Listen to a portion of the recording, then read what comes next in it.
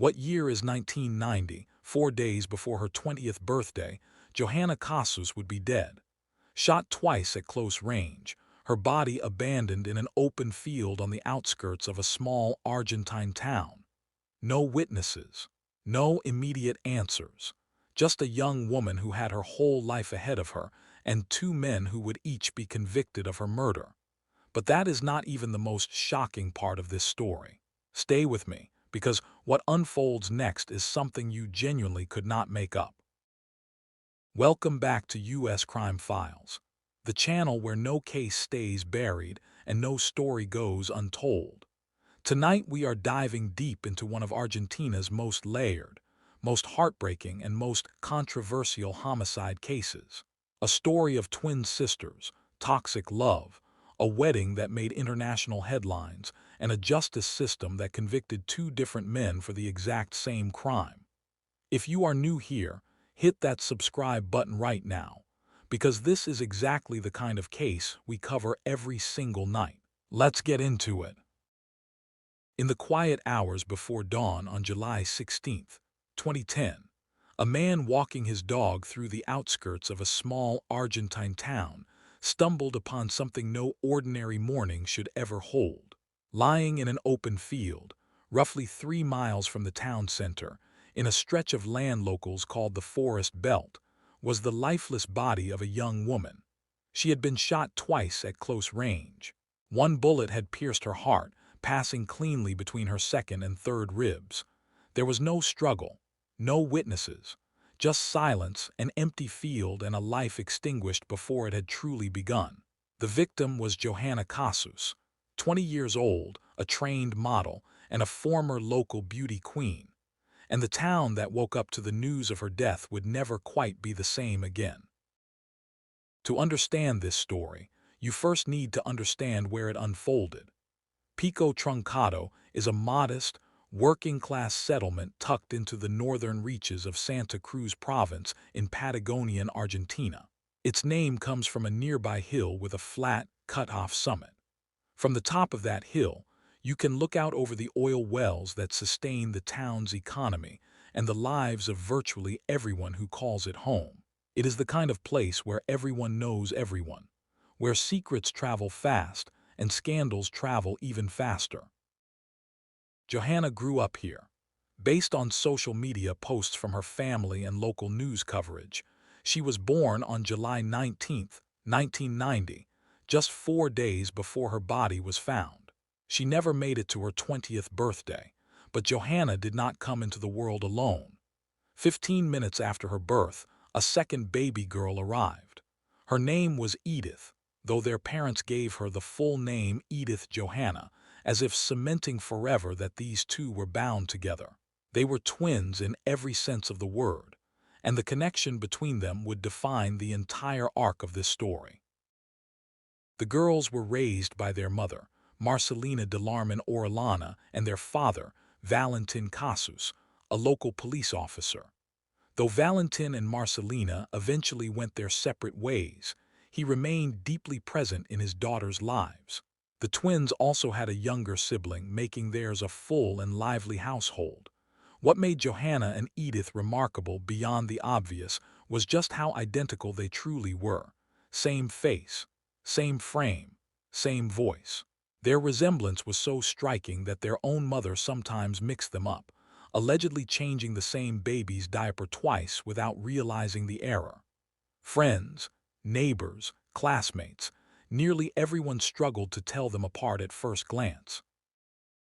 But those who knew them well understood there was a meaningful difference in their personalities. Johanna was magnetic.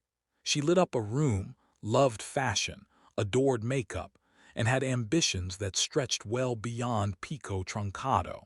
She participated in runway shows, traveled to larger cities like Bahia Blanca, and at one point was crowned a regional beauty queen, a moment her family cherished. Edith, by contrast, was quieter, more reflective. She preferred the background to the spotlight, and she approached the world despite their differences in temperament. The bond between them ran extraordinarily deep. Edith once described their connection in terms that went far beyond typical sibling closeness. She spoke about an almost supernatural awareness of each other's emotional and physical states. She recalled one harrowing example from when they were 11 years old. Edith had been in a neighboring city with their mother when she was involved in a serious accident. She fell into a coma and remained unconscious for several days. When she finally regained consciousness, the first thing she asked for repeatedly and urgently was Johanna. Meanwhile, back in Pico, Truncado, Valentine later told Edith that Johanna had sensed something was deeply wrong. She had felt, in some inexplicable way, that her twin was calling out to her across the distance. It was the kind of story that might seem like family mythology if not for the fact that, years later, Edith would again feel the absence of her twin, this time permanently. In mid 2006, when Johanna was 15 years old, a young man entered their lives. His name was Victor Singalani, and he was 21 years old at the time, a gap that, in retrospect, raised questions that nobody asked loudly enough. The two met at the local bingo hall. Johanna had come with her father and brother. Victor was seated across the room with his mother and a friend. He claimed to notice Johanna glancing toward him. By his own account, she made the first move, walking over and handing him a slip of paper with her name and number on it. He texted her immediately. Victor had a reputation in Pico, Truncado. He worked long shifts at the oil company, and in his free time, he cultivated a social life built around nightlife, friends, and by his own admission, a large number of romantic encounters. He claimed to have been with more than 40 women. He described himself as someone who never had trouble attracting female attention, a self-image that would color everything that followed. Johanna's mother, Marcelina, was aware of the age gap but accepted the relationship. In her mind, it was better to know who her daughter was spending time with than to leave it to chance. What she may not have anticipated was how quickly and severely that relationship would deteriorate. Over the course of roughly a year and a half, Valentine and Marcelina began observing troubling behavior. Victor's temper flared in ways that deeply concerned them. There was one episode in which, during what appeared to be an attempted physical confrontation with Johanna, Victor swung and missed, his fist connecting with a window instead. The glass shattered. He injured his own hand. Johanna walked away unharmed in the moment, but the incident was a warning sign that went unheeded. Eventually, Johanna and Victor's relationship ended, and then something happened that complicated absolutely everything. Victor began developing feelings for Edith. He was careful to clarify, at least in his telling, that there was never a period of overlap. He was not involved with both sisters simultaneously. During his time with Johanna, he had come to know Edith simply because the four of them would occasionally go out together as a group. Victor described what drew him to Edith in terms that were almost uncomfortably honest. She was just as beautiful as Johanna, he said, but simpler, quieter, more grounded. After the turbulence of his relationship with Johanna, that calm appealed to him deeply. When feelings became impossible to ignore, Edith did something that speaks to her character. She told Johanna before acting on anything. And Johanna, to her credit, gave her blessing. She acknowledged they were both adults who made their own choices. She did not stand in the way, but something between the sisters shifted after that. Their shared circle of friends quietly divided. Each twin gravitated toward her own crowd. The effortless togetherness they had always known began to develop fault lines that would never fully heal. Victor and Edith dated for a period before that relationship, too, came to an end. Time passed. More relationships came and went for both sisters. Then, roughly 2 years later, Victor reached out to Johanna again. She was in a relationship at the time, but she ended it to reunite with him. The reconciliation did not last. 2 months in, they reached a fundamental impasse. Johanna wanted children. After Victor, Johanna began seeing a man named Diaz. And from the very beginning, her parents were deeply uncomfortable with the match. The Diaz family name carried dark rumors through town, including a devastating accusation that one of Marcos's brothers had been responsible for the death of his own child. Whether or not that was ever substantiated, it cast a long and heavy shadow. Marcos himself had a reputation that preceded him everywhere he went. People described him as volatile, possessive, and dangerously controlling. He monitored Johanna's movements constantly, flooded her phone with messages at all hours, and made it unmistakably clear that he did not approve of her going anywhere without him. Friends noticed. Family noticed. The warning signs were visible to everyone around her. And yet, after only 6 months together, Johanna and Marcos moved in together. It was a pattern that many people around her quietly recognized as dangerous and felt powerless to interrupt. Meanwhile, Victor had once again found his way back to Edith. He told her that he had never truly moved on from their time together. She took him back. The romantic web between all four of them had shifted again, and this time the consequences would be catastrophic. July 15th, 2010. 4 days before what would have been the twins' 20th birthday, Johanna went out to a party with Marcos. They stayed until approximately 3 in the morning. Witness accounts and later testimony placed them together as they left the venue. She was seen alive, walking beside Marcos, disappearing into the night. That was the last confirmed sighting of Johanna Casus alive.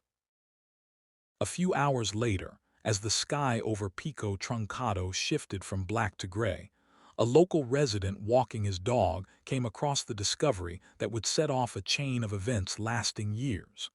Johanna's body lay in the open field. No obvious signs of a struggle in the immediate area. No blood visible to the untrained eye, according to one witness who later testified. Just a young woman, alone in a field, with 2 gunshot wounds and a life abruptly and violently ended. Word spread through the small town almost instantly. One of the Casus twins was gone. Within hours of the discovery, police took both Victor Singalani and Marcos Diaz into custody. Investigators quickly developed a theory that Johanna had been planning to leave Marcos, and that the two men, united by jealousy and a shared sense of possession, had conspired to make sure that if she would not be with them, she would not be with anyone. It was a dark and calculated theory, and it gave investigators a narrative to build their case around. Marcos was released a week later due to insufficient evidence, despite being the last confirmed person to have seen Johanna alive. Then forensic technicians uncovered a critical piece of evidence: DNA on a cigarette butt found near the location where Johanna's body had been discovered. The results pointed toward Marcos, but by then he had already fled the region. It would take more than 6 months to track him down and place him in pre-trial detention. Victor, meanwhile, remained behind bars. His account of the night in question was consistent. He had been at the local casino and then at a friend's home until 6 in the morning. He insisted, repeatedly and firmly, that he had nothing to do with Johanna's death. But the physical evidence, or at least what was being presented as physical evidence, seemed to be telling investigators a very different story. In June of 2012, Victor stood trial for the murder of Johanna Casus. The prosecution built its case on 3 main pillars. First, a paraffin test conducted on Victor's hands shortly after his arrest had returned a positive result for gunpowder residue. Second, tracking dogs deployed at the crime scene had reportedly identified his scent. Third, his alibi was considered unverifiable. No one could place him where he claimed to be during the critical hours. The defense, however, pushed back on every single one of these points with considerable and methodical force. On the paraffin test, the procedure had been administered without any qualified expert observers present to validate the process or the results. Even more troubling, the officer who conducted the test had not worn gloves, a basic and non-negotiable requirement to prevent contamination. And in what might be the most staggering procedural failure of the entire investigation, that same officer had used his teeth to tear the adhesive tape meant to collect gunpowder residue from Victor's hands. These were not minor oversights.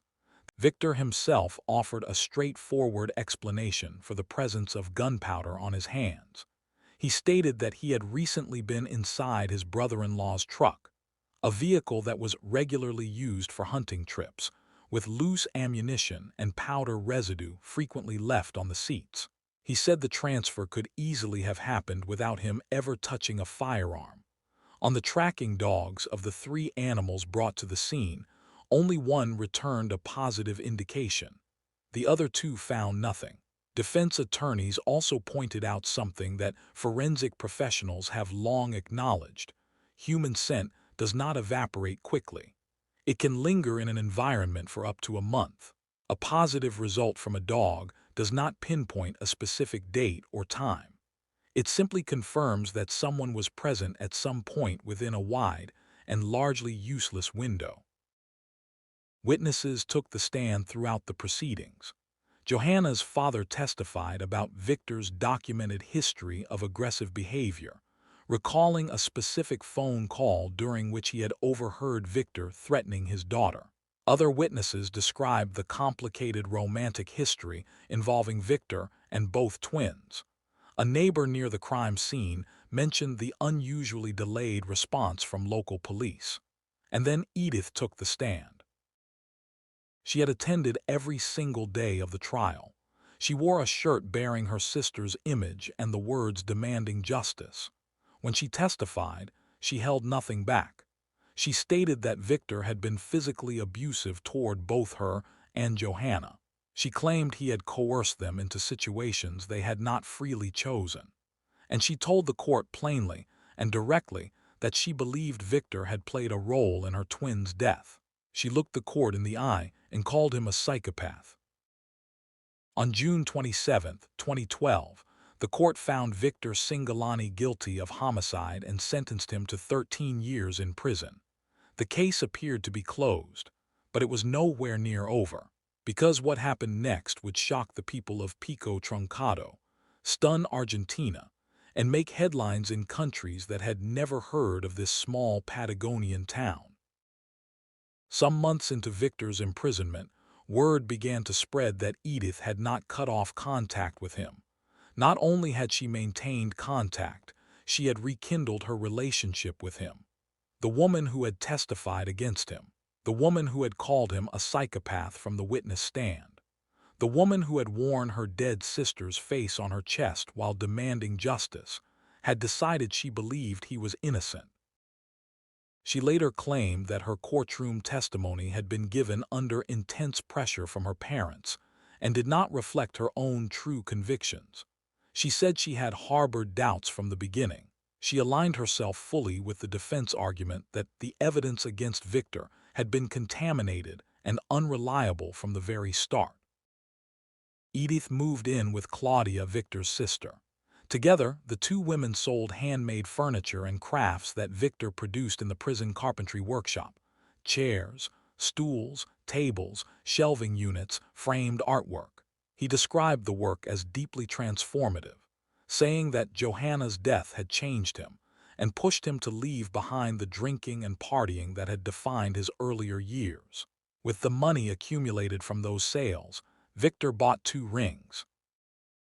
During one of Edith's prison visits, he got down and proposed. She said yes. The announcement hit Pico, Truncado like a thunderclap. For Valentine and Marcelina, it was incomprehensible. The man convicted of killing one of their daughters was now engaged to the other. Marcelina spoke to reporters and described it as though Edith had also died, that the physical woman was still walking around, but the daughter she had raised and loved had vanished, replaced by a stranger she could no longer reach.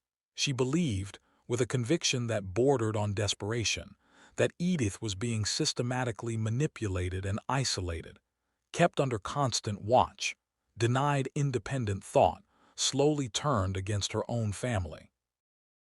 Marcelina filed a legal injunction in an attempt to stop the wedding. She argued that Edith, then 23 years old, was psychologically unfit to make this decision. Evaluations were conducted by professionals. The findings did not support the claim. Edith showed no clinical signs of mental impairment that would legally prevent her from consenting to. On Valentine's Day, February 14, 2013, Edith Casus and Victor Singalani were married in the civil registry office of Pico, Truncado. The building was under heavy security. When the prison transport vehicle carrying Victor pulled up outside, the crowd that had gathered erupted. Eggs flew, tomatoes flew, stones flew, punches were thrown. The vehicle was damaged. The registry doors took hits. It was chaos, loud, ugly, furious chaos. And it was all captured by cameras and broadcast to the world. A local journalist had secured exclusive on-the-ground coverage by placing a competitive bid of roughly $1,500. News crews arrived from Germany, from the United States, from across South America. The BBC ran the story. The Daily Mail ran the story. Editors around the world ran the story. Edith reportedly received an offer from Playboy Argentina and an invitation to appear on one of the country's most watched television programs.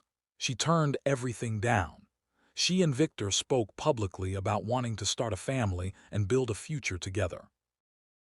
Then, on June 4, 2013, just months after the wedding, the trial of Marcos Diaz finally began. This was the man who had been with Johanna on the last night of her life. The man who had vanished the day after her murder. The man whose DNA had been recovered from a cigarette butt and whose name had appeared on a music CD found near her body.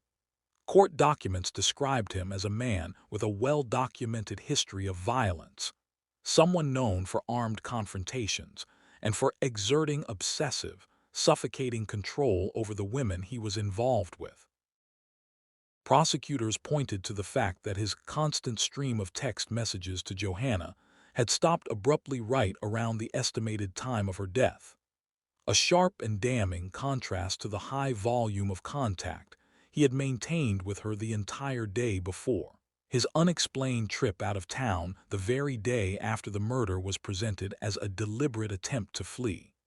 And this time, the prosecution went further than before, arguing not that Marcos had assisted in the crime, but that he had been the sole person present when Johanna was killed, that he alone had pulled the trigger.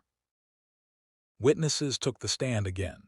Edith, now publicly and firmly in Victor's corner, testified through tears, pointing her grief directly at Marcos and accusing him of taking her sister's life. Valentine described the last time he had seen his daughter, walking away with a man he had always feared. Marcelina spoke about a relationship so controlling that Johanna had not been permitted to attend her own family gatherings without Marcos standing over her. On July 2, 2013, Marcos Diaz was convicted of the homicide of Johanna Casus and sentenced to 12 years in prison. And with that verdict, Argentina found itself in an almost unimaginable legal situation. Two men, convicted by two separate courts for the exact same murder. Marcos insisted on his innocence. Victor's attorney moved immediately for his release, arguing that if the court had now determined Marcos was the only one present at the scene, then Victor had no grounds to remain imprisoned. On December 5, 2013, exactly 1 year after the date their wedding had originally been planned, the higher court of justice overturned Victor's conviction and ordered his release. The court determined there was insufficient evidence to sustain the guilty verdict. Victor walked out of prison a free man. He subsequently filed a civil compensation claim against the Argentine state, seeking $75,000 for his wrongful imprisonment. He never received a single peso. In the years that followed, life moved on in the stubborn, quiet way it always does. Marcelina eventually came to a place where she no longer believed Victor had been responsible for her daughter's death. Whether that shift was driven by new understanding, by exhaustion, or simply by a mother's desperate need to find some version of peace, she arrived there. The marriage between Edith and Victor, the union that had once stunned the world, lasted several years before quietly falling apart. By 2021, they had separated. Edith was living with a new partner and expecting her first child. Victor had rebuilt his life with someone else entirely. 2 decades of tangled, toxic romantic history. A brutal killing in a dark open field. 2 trials, 2 convictions, 1 exoneration. And still the questions linger. Was Marcos Diaz truly the only one responsible for what happened to Johanna? Did justice find its way to the right person in the end? Or did someone escape accountability? In Pico, Truncado, they still debate it. In Argentina, people still remember. And around the world, those who encounter this case for the first time react the same way every single time, with disbelief that something so layered, so heartbreaking, and so deeply strange could have unfolded in one small town, over the course of one short and beautiful life. Johanna Casus was 20 years old. She never made it to her birthday. And somewhere in Patagonia, in a town named after a flat-topped hill overlooking oil wells and quiet streets, the truth of what happened to her on the morning of July 16, 2010, may never be fully and finally known. That is the case for tonight here on U.S. Crime Files. If this story stayed with you, share it, because cases like this one deserve far more attention than they ever receive. Hit that subscribe button so you never miss an episode. We are here every single night, digging into the cases the world overlooked, the stories that got buried, and the questions that were never fully answered. If you have a case you think we should cover, drop it in the comments below. The U.S. Crime Files community finds the best leads, and we read every single one. Stay aware, stay informed. We will